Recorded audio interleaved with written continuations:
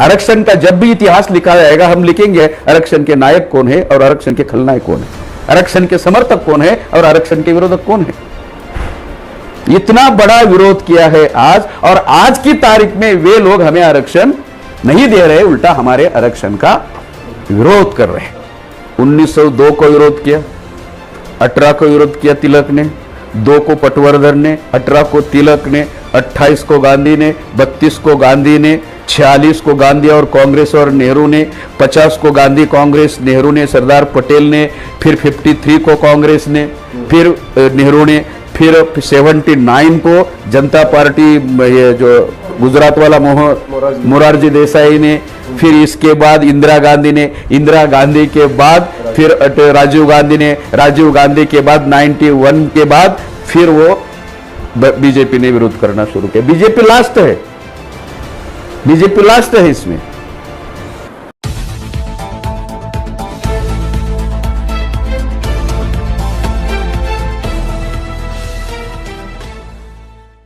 तो आरक्षण की बुनियादी बातें, आरक्षण की बेसिक बातें, आरक्षण की फंडामेंटल बातें, इसके बारे में जानकारी नहीं है। तो मैं कोशिश करूंगा कि वो सही जानकारी आपको हो और क्रोनोलॉजिकल जानकारी हो, इसके बारे में मैं बताने की कोशिश करूंगा। साथियों, आइडिया ऑफ रिजर्वेशन ये राष्ट्रपिता ज्योतिराव फुले का है। 19 अक्टूबर 1882, 19 अक्टूबर 1882 में राष्ट्रपिता ज्योतिराव फुले ने इंग्लैंड की रानी को पहली बार रिजर्वेशन की डिमांड की, और उन्होंने मराठी में कहा, जाती जातीच्या संख्येत द्यावी त कामे वाटून, मतलब जिनकी जितनी संख्या है उनको उतनी हिस्सेदारी मिलनी चाहिए। ये राष्ट्रपिता ज्योतिराव फुले की कंसेप्ट है। इन अदर लैंग्वेज मान्यवर कांशीराम जी ने वो रखी है, कंसेप्ट ज्योतिराव फुले की, ये आइडिया ही ज्योतिराव फुले की है। इंप्लीमेंटेशन ऑफ रिजर्वेशन, रिजर्वेशन का अमल, आरक्षण का अमल, ये राजर्षि छत्रपति शाहू महाराज ने किया 26 जुलाई 1902 में। राजर्षि छत्रपति शाहू महाराज इंग्लैंड में थे, लंदन में थे, और लंदन से ये GR निकाला था गवर्नमेंट रूल, और उसमें ये लिखा था 50% आरक्षण का। अब इसमें स्पष्ट लिखा था ज्योतिराव शाहू महाराज ने, 4 जातियों को छोड़कर बाकी सभी जातियों को आरक्षण दिया जाएगा। वो 4 जाति है ब्राह्मण, सेनवी, प्रभु और पारसी। इन 4 जातियों को छोड़कर बाकी सभी जातियों को आरक्षण दिया जाएगा। मतलब जिसको दिया जाएगा उसका नाम नहीं लिखा, जिसको नहीं दिया जाएगा उसका नाम लिखा पर्टिकुलर। और वो 4 जातियां है, ब्राह्मण, सेनवी, प्रभु और पारसी। इन 4 जातियों को आरक्षण नहीं दिया। जो राजर्षि छत्रपति शाहू महाराज ये प्रतिनिधित्व के जनक है इस देश में, और प्रतिनिधित्व के लिए संविधान बाबा साहब ने बाद में लिखा, लेकिन प्रतिनिधित्व के जनक, फादर ऑफ रिप्रेजेंटेशन, ये शाहू महाराज है, और उनको इसका पूरा अनुभव आया था। इसलिए implementation of reservation Chhatrapati Shahu Maharaj ने किया। वो इसलिए किया, छत्रपति शाहू महाराज की एक आदत थी। क्या आदत थी? हर कोई काम करने के पहले वो सर्वे करते थे, सर्वे करते थे, और सर्वे में उनको जानकारी मिली कि जो सरकार है या सरकारी डिपार्टमेंट है उसमें 71 पोस्ट है, और 71 में से केवल 9 पोस्ट पर बहुजन समाज के लोग हैं। अभी 71 में से 9 पोस्ट पर अगर बहुजन समाज के लोग हैं तो 62 पोस्ट पर ब्राह्मण लोग हैं। 62 फिर उन्होंने देखा कि जो उनका निजी कारोबार था खुद महाराज का, उसमें 52 पोस्ट थे, 52। तो 52 में से 7 पोस्ट पर बहुजन समाज के लोग थे और 52 में से 7 माइनस करो, 45 पोस्ट पर ब्राह्मण थे। मतलब निजी में ब्राह्मण का वर्चस्व, सरकारी में ब्राह्मण का वर्चस्व। राज्य किसका? शाहू महाराज का। राज्य कौन सा? करवीर अर्थात कोल्हापुर संस्थान।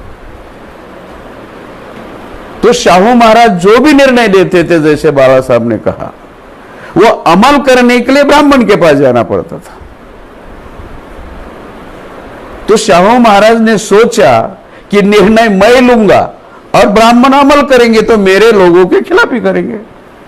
अगर मेरे लोगों के समर्थन में अमल करना है मेरे निर्णय का, तो लोग मेरे होने चाहिए। इसलिए उन्होंने 50% रिजर्वेशन दिया। बहुत सारे लोग शासन करती जमात, शासन करती जमात, शासन करती जमात ऐसा कहते हैं। इसका मतलब क्या है? शासन करती जमात वो हो सकता है जिसका प्रशासन में नियंत्रण हो। जिनका प्रशासन में नियंत्रण नहीं हो वो शासन करती जमात नहीं हो सकती। इसको कांशीराम जी कहते थे, सीएम उसका सफल होता है जिसका डीएम हो। सीएम उसका सफल होता है जिसका डीएम हो। मतलब मुख्यमंत्री वो सफल होता है जिसके कलेक्टर हो। आज देवेंद्र फडणवीस सफल क्यों होता है? कलेक्टर ब्राह्मण है। योगी आदित्यनाथ सफल क्यों होता है? कलेक्टर ब्राह्मण है। फडणवीस निर्णय लेता है, अमल कलेक्टर ब्राह्मण करता है। तो अगर हमें राजनीतिक जमात बनना है, शासन करती जमात बनना है, तो प्रशासन हमारा होना चाहिए, प्रशासन पर हमारा नियंत्रण होना चाहिए। इसलिए शाहू महाराज ने आरक्षण या प्रतिनिधित्व दिया है। ये उसके पीछे की सोच, ये नौकरी का या शिक्षा का मामला नहीं है कि हमें अगर शासन करती राज्य करती जमात बनना है और मैं राजा हूं, मैं निर्णय ले रहा हूं, मैं निर्णय लेकर अमल करने वाले लोग मेरे होने चाहिए। खुद शरद पवार कहते हैं कि हम जो निर्णय लेते हैं ब्राह्मण कलेक्टर लागू नहीं करते। खुद शरद पवार, दूसरों की छोड़ो। शरद पवार साहब ने निर्णय जो लिए जब वो मंत्री थे सेंटर में और महाराष्ट्र में, उनके निर्णय का अमल ब्राह्मण मंत्रियों ने नहीं किया। लेकिन हमारे लोग बहुजन समाज के प्रशासन पर नियंत्रण करने वाला वर्ग तैयार करने में नाकामयाब रहे हैं, सफल नहीं रहे। ये वजह है। तो implementation of reservation Shahu Maharaj ने इसलिए किया था और इसलिए बाबा साहब उनको मानते हैं। ये प्रतिनिधित्व के जनक है, फादर ऑफ रिप्रेजेंटेशन। जैसे परेश ने कहा, लोकतंत्र किस पर खड़ा है? प्रतिनिधित्व पर। अगर लोकतंत्र से प्रतिनिधित्व माइनस करो तो लोकतंत्र मर जाता है, डेड बॉडी रहती है, कुछ नहीं रहता। तीसरा, इंप्लीमेंटेशन के बाद बाबा साहब अंबेडकर ने आरक्षण की राष्ट्रीय स्तर पर जो संविधान में व्यवस्था की, बाबा साहब अंबेडकर ने राष्ट्रीय स्तर पर। फुले ने आरक्षण मांगा, वो केवल महाराष्ट्र से संबंधित और रानी को मांगा।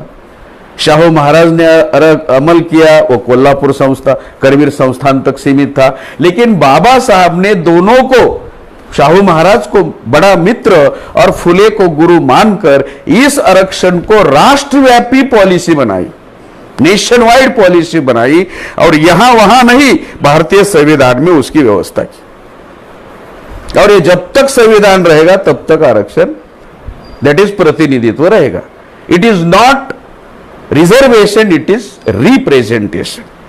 और बाबा साहब का उद्देश्य है, जैसे फुले का एक उद्देश्य है कि केवल ब्राह्मणों को ही नौकरियां मिलती है, हमारे लोगों को नहीं, तो हमारे लोगों को मिलनी चाहिए।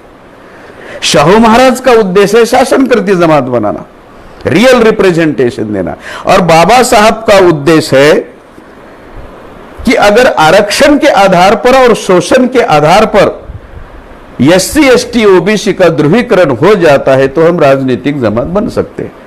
मतलब बाबा साहब ने संविधान में आरक्षण क्यों दिया? आरक्षण के आधार पर Baba Saheb Ambedkar SC, ST, OBC, NT, DNT, VJNT और इनमें से जिन्होंने धर्म परिवर्तन किया, ऐसे 85% लोगों का ध्रुवीकरण करना चाहते थे। यह है आरक्षण। मतलब अपने अपने काल में अपने अपने अनुभव के अनुसार, अपनी अपनी योग्यता के अनुसार उन्होंने उस मुद्दे को टारगेट बनाया। अभी जो आरक्षण के बारे में हम चर्चा कर रहे हैं, तो साथियों इस आरक्षण के संदर्भ में दुश्मन की कुछ योजना है। हम लोग बहुत सारे उनके सवालों के जवाब दे नहीं पाते और बेजवाब होते हैं और वो फिर हावी हो जाता है और हमारे अंदर वो फिर निगेटिविटी बढ़ती है कि हम हार गए। तो आरक्षण के मुद्दे पर जब भी कहीं पर भी डिस्कशन हो, कहीं पर भी चर्चा हो, हमारा कार्यकर्ता निरुत्तर नहीं होना चाहिए, हारना नहीं चाहिए। इसलिए बेसिक बातें आरक्षण की मालूम होनी चाहिए। आरक्षण के संदर्भ में दुश्मन की जो भूमिका है, नंबर 1 विरोध दुश्मन की। और दुश्मन हम किसको मानते हैं? जिन्होंने वर्ण व्यवस्था का, जाति व्यवस्था का, अस्पृश्यता का, गैर बराबरी का, भेदभाव का, विषमता का निर्माण किया, हमारी महिलाओं को गुलाम बनाया, आदिवासियों को अलग किया, ये हमारा दुश्मन है। हमें कोई दूसरा दुश्मन नहीं। तो उसकी पहली योजना है विरोध आरक्षण का। उसकी दूसरी योजना है कंफ्यूजन, आरक्षण के बारे में कंफ्यूजन करना। और हमारे लोग उसी कंफ्यूजन में ज्यादा आते हैं, भ्रम और भ्रांति में ज्यादा है। और सबसे ज्यादा भ्रम और भ्रांतियां पढ़े लिखे लोगों में है, और इससे भी ज्यादा भ्रम और भ्रांतियां ज्यादा पढ़े लिखे में ज्यादा है। अनपढ़ लोगों में ज्यादा भ्रांतियां नहीं है। उनका तीसरा है निजीकरण। पहला विरोध, दूसरा कंफ्यूजन, तीसरा प्राइवेटाइजेशन। चौथा मुद्दा है अमल करने के लिए कानून ना बनाना। आज तक भारत में 1950 के बाद, आरक्षण लागू होने के बाद आरक्षण का कानून नहीं बनाया।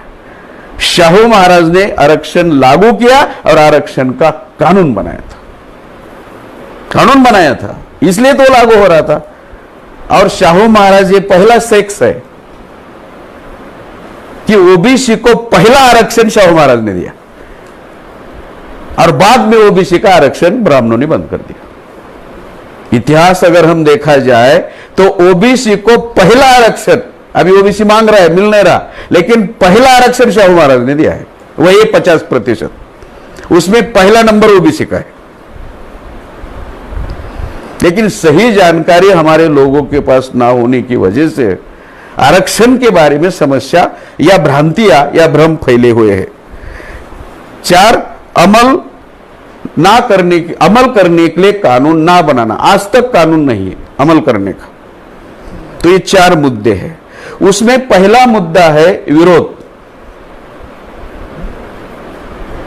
1902 को जैसे ही राजर्षि छत्रपति शाहू महाराज ने आरक्षण लागू करने का जीआर निकाला, उसी समय सांगली संस्थान का एक आदमी, वकील एडवोकेट गणपतराव अभ्यंकर, सातारा का नहीं, सांगली का एडवोकेट गणपतराव अभ्यंकर शाहू महाराज के पास गया और शाहू महाराज को कहा ये ज्यादा हो रहा है। क्या ज्यादा हो रहा है? आरक्षण ज्यादा हो रहा है। तो शाहू महाराज ने कहा मैं मेरे संस्थान का दे रहा हूं, आप सांगली संस्थान के हो, ये सांगली का नहीं दे रहा हूं, कोल्हापुर का दे रहा हूं, आपको क्या प्रॉब्लम है? नहीं, लेकिन फिर भी ज्यादा हो रहा है। सांगली का संस्थान पटवर्धन के नियंत्रण में था, उसका नाम था बाहू साहेब पटवर्धन। आपको अधिक जानकारी मिले इसके लिए जानकारी देना चाहूंगा। भाग्यश्री का दादा, भाग्यश्री के बाप का बाप, भाग्यश्री मालूम है, मैंने प्यार किया, अब ये तो मालूम होगा, सलमान खान की नायिका। मतलब पटवर्धन को बुरा लगा कि कोल्हापुर में ऐसा क्यों हुआ। आप पूरे भारत में जाओ, बड़ा साहब, पूरे भारत में आपको शाहू महाराज के स्टैचू मिलेंगे, पूरे भारत में। सांगली में नहीं है, आज भी नहीं है, आज भी नहीं है। लेकिन वसंतदादा पाटिल ने अपनी जीते जी अपना स्टैचू बनाया था। मरने के बाद कौन बनाए ना बनाए, भारत में दो लोग हैं जिंदापन में ही अपने स्टैचू बनाए, एक वसंतदादा और दूसरे बहन जी। तो उनको श्योर गारंटी है कि हमारे मरने के बाद कोई बनाने वाला नहीं। इतना महान काम करने के बावजूद भी छत्रपति शाहू महाराज का स्टैचू सांगली में नहीं है। और सांगली और कोल्हापुर का डिस्टेंस है 55 किलोमीटर का। और ये पहली बार ढूंढ निकाला डीके खापर्डे साहब ने, गली गली घूमकर सांगली के हर गली में गए, शाहू महाराज का पुतला नहीं हुआ। और शाहू महाराज ने सांगली का कोई नुकसान नहीं किया, सांगली में रहने वाले बहुजन समाज का कोई नुकसान नहीं किया। लेकिन पटवर्धन का संस्थान था, तो पटवर्धन का वकील एडवोकेट गणपतराव अभ्यंकर वो कोल्हापुर गया और शाहू महाराज को कहा, भाई विरोध की बात कर रहा हूं, पहला विरोध 1902 वहां से शुरू हुआ, और कहा कि ये ज्यादा हो रहा है। तो शाहू महाराज की एक विशेषता थी, कोई भी बात उदाहरण के साथ बताते थे, बगैर उदाहरण से नहीं बताते थे। तो बोले बैठो बग्गी में, जो घोड़ा चलाता है उसको बग्गी कहते हैं, घोड़ा गाड़ी भी कहते हैं। तो बैठ गए और उनको लेके गए घोड़े के तबेले में। उनको पता ही नहीं कि घोड़े के तबेले में क्यों लाए। और वहां घोड़े के तबेले में घोड़े अपने अपने मुंह में थैलियां लटकी हुई थी जिसमें चने थे, वो खा रहे थे। शाहू महाराज पहुंचे, जो वहां का सेवक था, मोतद्दार कहा जाता है उसको कहा, ये घोड़े के मुंह में जितनी भी थैलियां लटकी हुई है, बांधी हुई है, उसको छोड़ दो। और ये छतरंज है, उस पर वो ताड़पत्री है, उस पर वो रख दो। मतलब पूरे घोड़े की थैलियां छोड़ दी मुंह की और एक जगह रख दी। फिर दूसरा आदेश दिया, सभी घोड़े छोड़ दो। सभी घोड़े छोड़ दिए। दो तगड़े घोड़े थे, ताकतवर घोड़े थे, शक्तिशाली घोड़े थे, बड़े घोड़े थे, निरोगी घोड़े थे, चने पर टूट पड़े। और जो विकलांग घोड़े थे, कमजोर घोड़े थे, अशक्त घोड़े थे, वीक घोड़े थे, वो दूर से ही देखते थे। क्या? दूर से ही देखते थे, वो बीच में नहीं जाते थे, बीच में दाने का साहस नहीं करते थे। क्यों? क्योंकि ये तगड़े घोड़े चने खाते समय ठीक से नहीं खाते थे, मुंह से चने खाते थे और पैर से लात मारते थे पीछे। तो कमजोर घोड़े ने सोचा कि चने तो नहीं मिलेंगे, लातें मिलेंगी, तो क्यों जाए। फिर शाहू महाराज ने अभ्यंकर को कहा, अभ्यंकर इस कमजोर घोड़े का क्या करे, गोली मार दो। फिर उसकी समझ में आया, घोड़े के तबेले में मुझे क्यों लाया। ये जो हर घोड़े के मुंह को जो थैला लटकाया है, यह है रिजर्वेशन। क्यों? ताकि दूसरा घोड़ा उसकी थैली में मुंह ना खुपसे, मुंह ना लगाए। यह है रिजर्वेशन। मुझे मिला है तो मैं ही जाऊंगा पुणे से मुंबई, मेरी जगह पर दूसरा कोई भी नहीं जाएगा। डीआर वो ही जाएगा, दूसरा कोई नहीं जाएगा। It is reservation. तो 1902 से विरोध है ये। 1902 के बाद दूसरा विरोध 1918 को किया, जब शाहू महाराज के कहने पर बाबा साहब अंबेडकर और भास्करराव जाधव ने स्वतंत्र पृथक चुनाव क्षेत्र की मांग की, सेपरेट इलेक्टोरेट की मांग की, सेपरेट रिप्रेजेंटेशन की मांग की। ठीक से वो याद रखो, ठीक से सुनो, शाहू महाराज के कहने पर बाबा साहब ने और भास्करराव जाधव। क्योंकि शाहू महाराज ये बात कह नहीं पाते थे, क्योंकि वो अंग्रेजों के मांडलिक थे, इसलिए इनको कहा तुम दोनों करो, आप एससी के लिए करो, आप ओबीसी के लिए करो। ये प्रतिनिधित्व की मांग करने वाला आदमी शाहू महाराज। जब तिलक ने देखा, साउथ ब्यूरो कमीशन के सामने इन दोनों ने प्रतिनिधित्व की मांग की, तो तिलक को बहुत गुस्सा आया। जिनको हमने गवार रखा है, जाहिल रखा है, अनपढ़ रखा है, अशुद्ध बनाया है, शूद्र बनाया है, अतिशूद्र बनाया है, क्या वे हमारे साथ आएंगे और हमारे साथ बैठकर कानून बनाएंगे? तो हमारे वर्चस्व का क्या होगा? ऐसा नहीं होना चाहिए। इसलिए बाल गंगाधर तिलक ने कोल्हापुर और बेलगांव के बीच जो अथनी नाम का गांव है, वहां जाकर आरक्षण का विरोध किया और गाली देकर किया। तेली, तंबोली और कुनबटों को विधिमंडलों में जाकर क्या हलचल है? तेली जाती है, तंबोली जाती है, कुनबी जाती है, कुनबट गाली है। शाहू महाराज कुनबी लोगों को, मराठा लोगों को गाली देते हैं और कुनबी लोग, मराठा लोग शाहू महाराज को पदवी देते हैं, लोकमान्य। वो गाली देते हैं कुनबट, हम पदवी देते हैं लोकमान्य।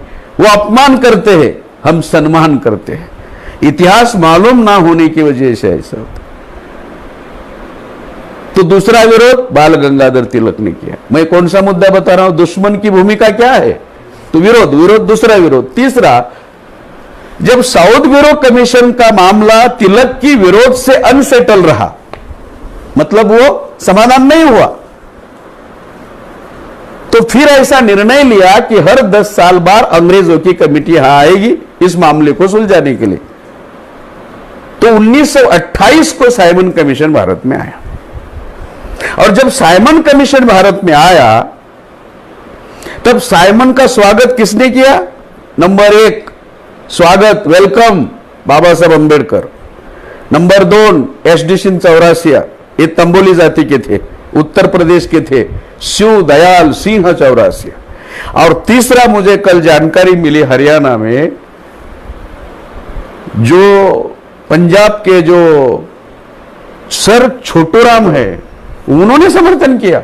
और वो साइमन आने वाले थे रेल से, वो एक दिन भर रेलवे स्टेशन पर बैठा रहा उनका स्वागत करने के लिए। मैं शौक रहेगा ऐसा। ये नाम मुझे भी मालूम नहीं। तब हरियाणा में जब मैं केडर कैंप लेने के लिए गया तो उन्होंने बताया, वो एक उसी जाति का, चौधरी जाति का आदमी आया था, तो ये दिन भर बैठे थे, बोले। और विरोध किसने किया? विरोध हमको पता है, गांधी और कांग्रेस ने किया। कैसे किया? काले झंडे दिखाकर किया, गो बैक साइमन के नारे देकर किया। ये हमको सिखाया स्कूल और कॉलेजेस में, इतिहास की किताबों में। लेकिन समर्थन बाबा साहब ने किया था, SD सिंह चौरासिया ने किया था, और ये सर छोटूराम ने किया था, ये नहीं बताया। मैं कौन सा मुद्दा बता रहा हूं? विरोध किसने किसने किया। और जो विरोध 1902 से कर रहे हैं, क्या आज हमें जो भी हमारे लोग भाईजान आरक्षण मांग रहे हैं, OBC है, मराठा है, कुनबी है, पटेल है, रेड्डी है, कापू है, मीना है, गुर्जर है, क्या उनको आरक्षण देंगे? ये इतिहास मालूम होगा तो पता चलेगा, नहीं देंगे। लेकिन इतिहास, आरक्षण का सही अर्थ मालूम ना होने की वजह से समस्या हुई। फिर गांधी और कांग्रेस की विरोध की वजह से साइमन को भी वापस जाना पड़ा। फिर क्या किया साइमन? अंग्रेज भारत के ब्राह्मणों से होशियार थे, इसलिए तो भारत पर राज किया, खासकर ब्राह्मणों पर राज किया। तो उन्होंने क्या किया? यहां विरोध करते हो, चलाओ उधर, लंदन में आओ। यहां अपने काले संख्या में विरोध किया, लंदन में कितने लोग आएंगे गांधी के साथ? या अकेले आएंगे? तो विरोध कैसा करेंगे? इसलिए लंदन बुलाया, और इसको कहते हैं गोलमेज परिषद राउंड टेबल कॉन्फ्रेंस।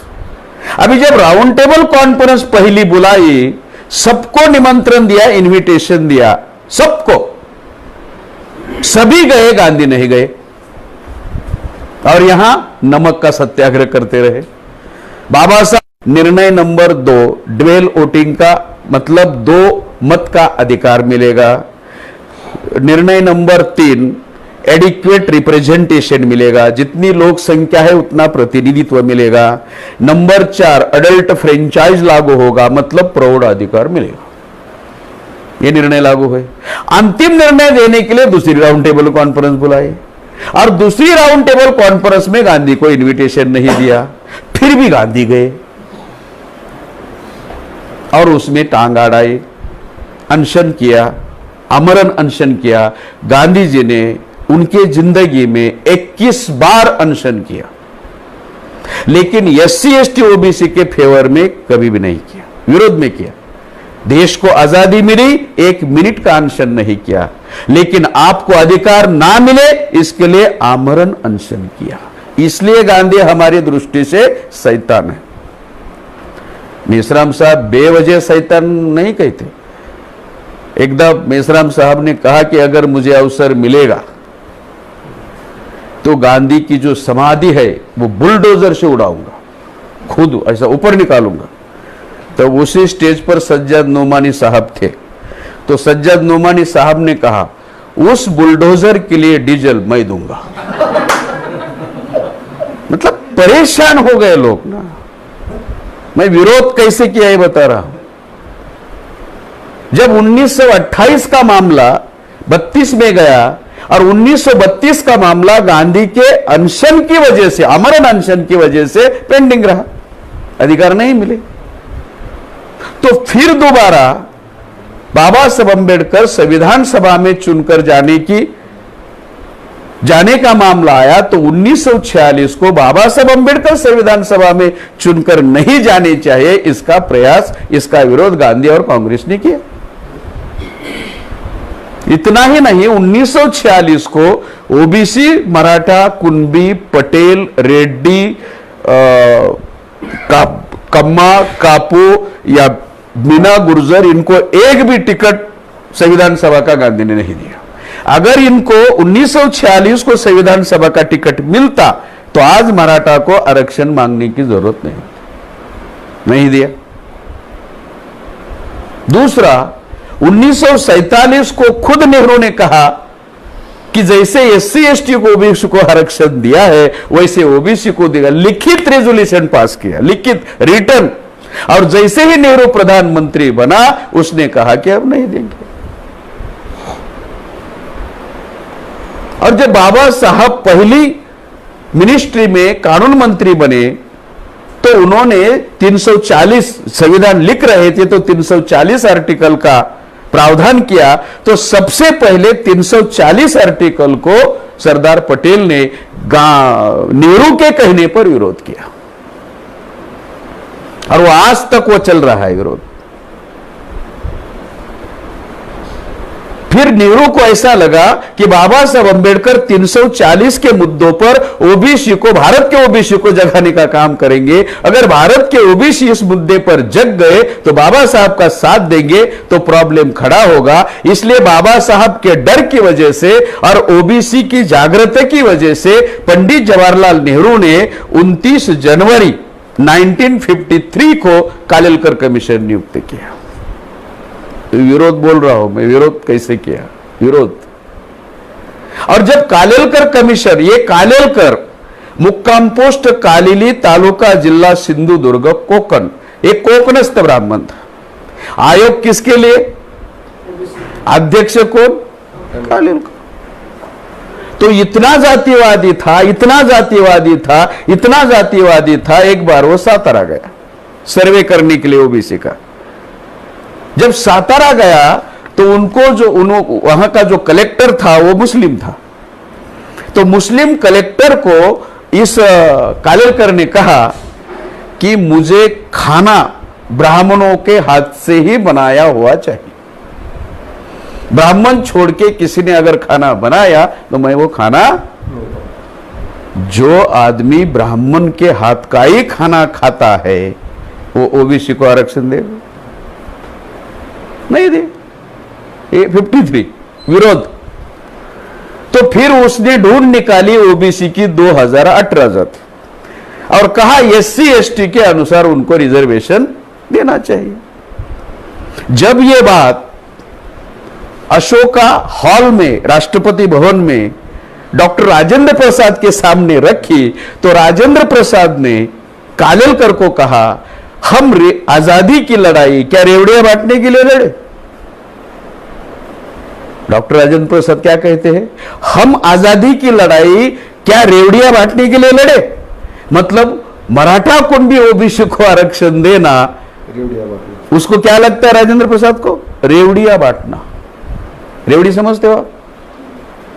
मुझे नहीं लगता महाराष्ट्र के बाहर मालूम है रेवड़ी।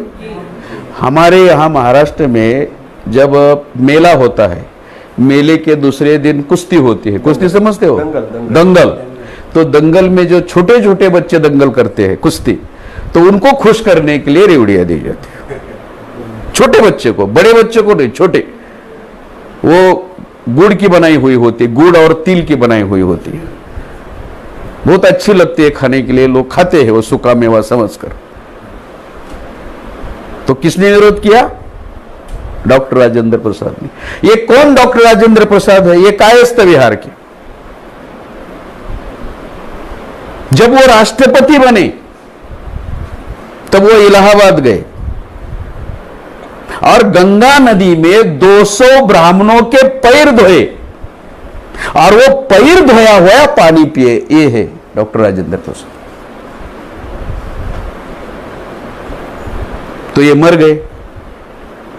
मरने के बाद लालू मुख्यमंत्री बने।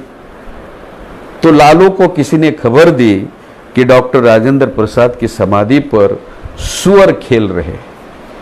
सुअर समझ दो, डुक्कर। तो लालू ने कहा, लालू ने उसकी कोई देखभाल नहीं की। तो मेश्राम साहब ने कहा लालू सही है। लालू ने बदला लिया, क्योंकि जब राजेंद्र प्रसाद को समय था तो लालू के लिए कुछ नहीं किया, तो लालू ने भी उसकी समाधि के लिए कुछ नहीं किया। सुअर को खेलने दो, उसी लायक आदमी है, सुअर के लायक। 53 कालेलकर कमीशन लागू होने नहीं दिया। जब कालेलकर कमीशन लागू नहीं होने दिया, मैं विरोध बोल रहा हूं, किस तरह विरोध किया, कहां तक, तो फिर ओबीसी लोग जागृत हो गए और उन्होंने कहा कि कालेलकर कमीशन लागू करना चाहिए। तो 1977 में 77 में जनता पार्टी ने लोगों को अपील किया कि हम कालेलकर कमीशन लागू करेंगे।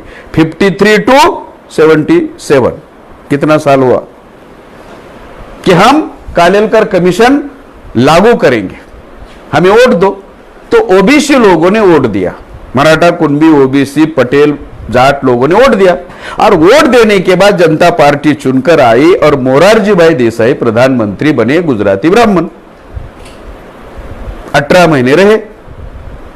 जब ओबीसी का शिष्टमंडल मोरारजी भाई देसाई के पास गया तो उन्होंने कहा, क्योंकि उनको पता था मैं ज्यादा दिन रहने वाला नहीं हूं और वो 18 महीने ही सरकार चली, तो उसने कहा ऐसा है, अभी कालेलकर कमीशन पुराना हो चुका है।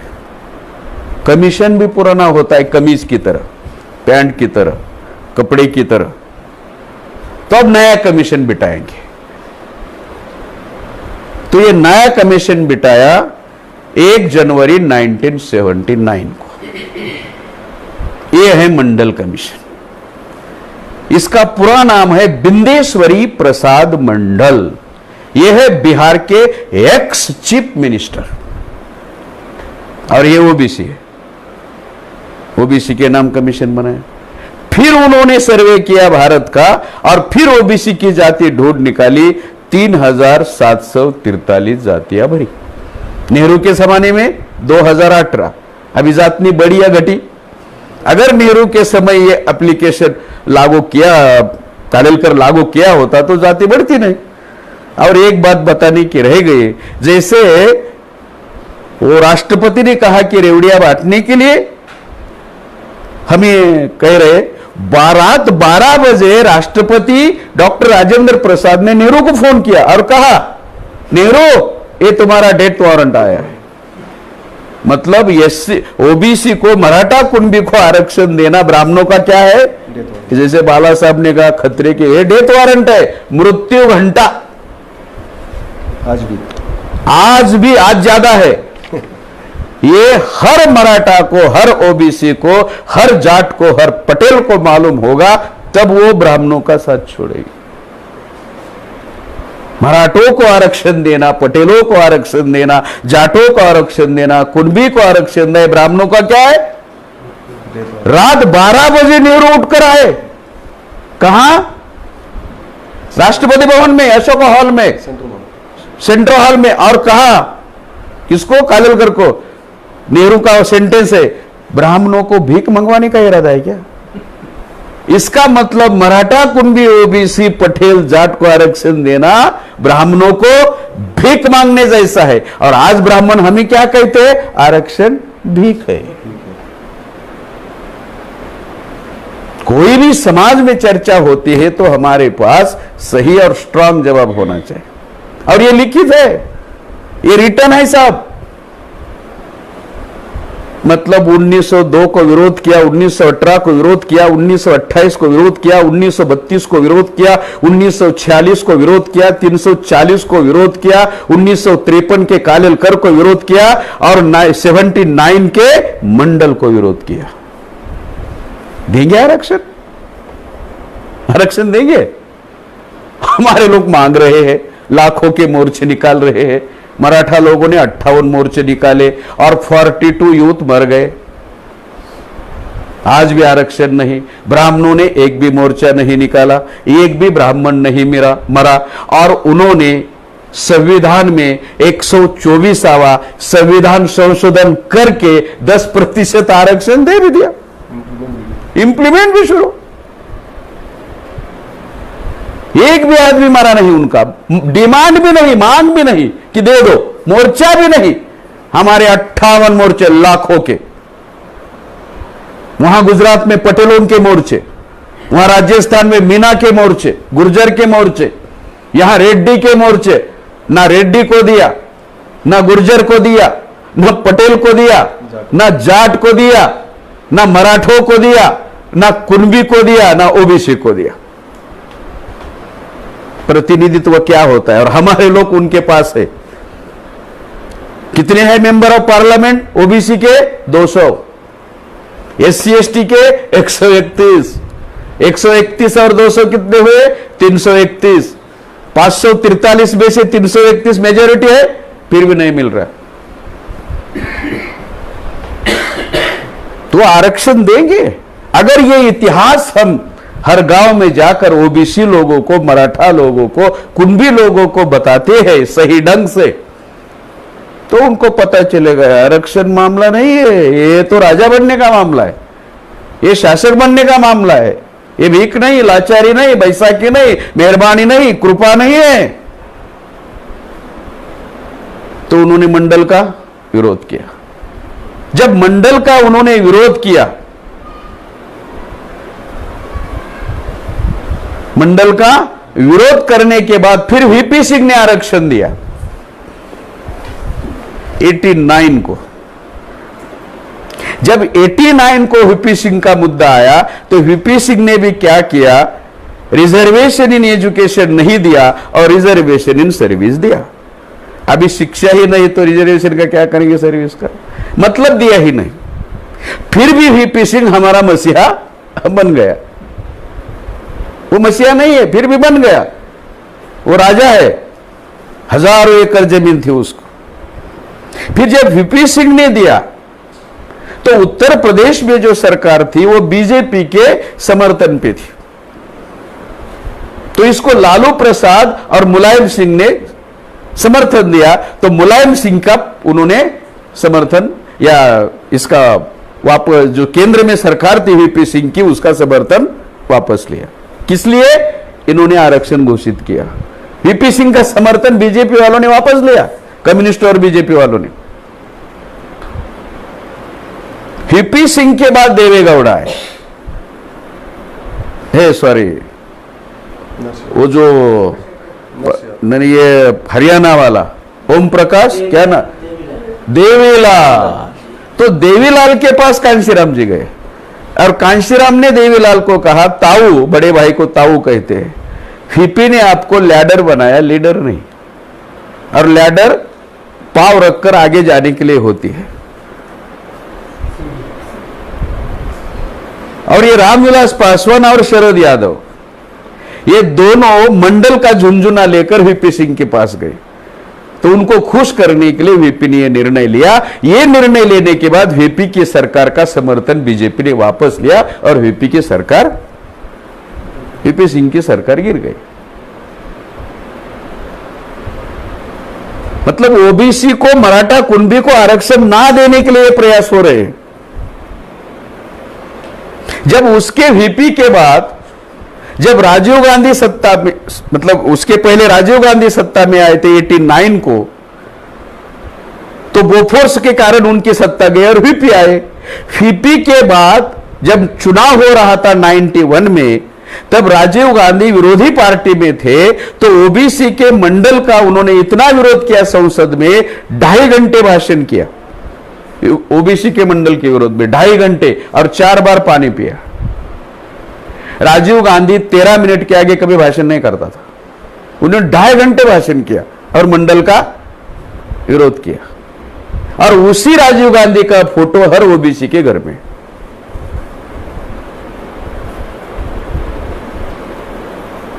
फिर राजीव गांधी मां की तरह दबंग नेता बनना चाहता था, इसलिए श्रीलंका में शांति सेना भेजी और शांति सेना ने वहां की महिलाओं पर अन्याय अत्याचार किया। उसका बदला प्रभाकरण ने राजीव गांधी की हत्या करके उड़ाया। इस बीच में जो 81 में मंडल का रिपोर्ट आया, तो इंदिरा गांधी ने आरएसएस से समझौता करके हिंदू एकता यात्रा निकाली और एससी एसटी ओबीसी का आरक्षण के आधार पर ध्रुवीकरण ना हो, इसलिए 24 और 25 अप्रैल 1984 को ऑपरेशन ब्लू स्टार किया और स्वर्ण मंदिर में सैनिक घुसा दे, इसलिए सिखों ने इंदिरा गांधी की हत्या की।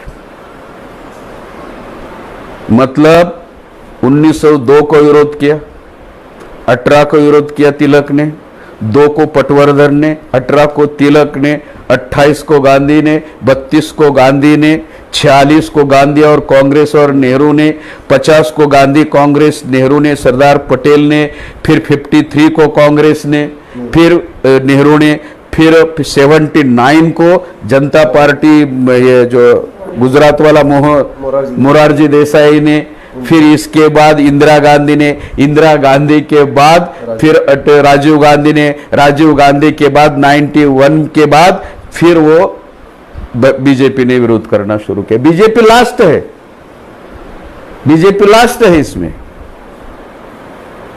आरक्षण का जब भी इतिहास लिखा जाएगा, हम लिखेंगे आरक्षण के नायक कौन है और आरक्षण के खलनायक कौन है, आरक्षण के समर्थक कौन है और आरक्षण के विरोधक कौन है। इतना बड़ा विरोध किया है आज, और आज की तारीख में वे लोग हमें आरक्षण नहीं दे रहे, उल्टा हमारे आरक्षण का विरोध कर रहे हैं।